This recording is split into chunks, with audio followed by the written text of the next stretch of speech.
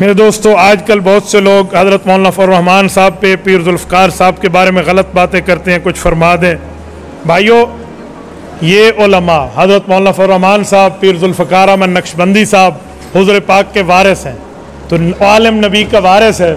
जब कुछ गलत लोगों ने नबी पर बातें की थी तो नबी के वारिस पर भी करेंगे ना। तो नबी के वारिस पे बोलते हैं तो वो अपना किरदार और अपनी तरबियत बता रहे होते हैं। इसीलिए जो आदमी अपनी तरबियत बता रहा हो उसके ख़िलाफ़ इस तरह की बातें करने की ज़रूरत क्या है। हमारे गांव में इमाम साहब हैं, वो हज़रत मुआविया उनको सहाबी मानते हैं, लेकिन रज़ी अल्लाह अन्हु नहीं कहते। इनके पीछे नमाज का हुक्म फरमा दें। भाई जो सहाबी है ना वो रज़ी अल्लाह अन्हु है, अल्लाह उससे राज़ी है।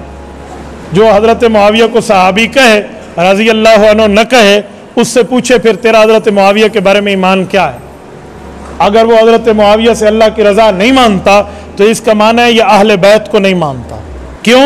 अहले बैत के इमाम दूसरे नंबर पे हज़रत इमाम हसन रज़ी अल्लाह अन्हु, तीसरे नंबर पे हज़रत इमाम हुसैन रज़ी अल्लाह अन्हु, ये दोनों गए।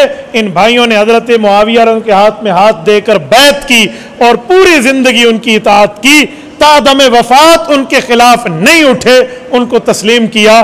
तो जो आदमी इमाम हसन हुसैन को रज़ी अल्लाह अन्हु कहता है तो इमाम हसन हुसैन के इमाम हज़रत मुआविया को भी रज़ी अल्लाह अन्हु कहे, और अगर नहीं कहता तो कुत्ती चोराना रली खलोती है। बात कुछ और है भाइयों। मैं इस मौलवी के ईमान का भी कायल नहीं हूं, आप कहते इसके पीछे नमाज की बात है। तो मैं इस तरह के मामलात को नहीं समझता। मेरे जहन में सवाल आया है, आपने फरमाया फरिश्तों की अमीन आहिस्ता है, तो तुम भी आहिस्ता कहो। क्यास दुरुस्त नहीं है क्योंकि वो फरिश्ते हैं, हम इंसान हैं। भाइयों, पहली गलती में तो क्यास उसने किया था जिसने ये रिवायत पेश की, तो क्यास वो करे तो ठीक है, हम क्यास से जवाब दे तो क्यों गलत है।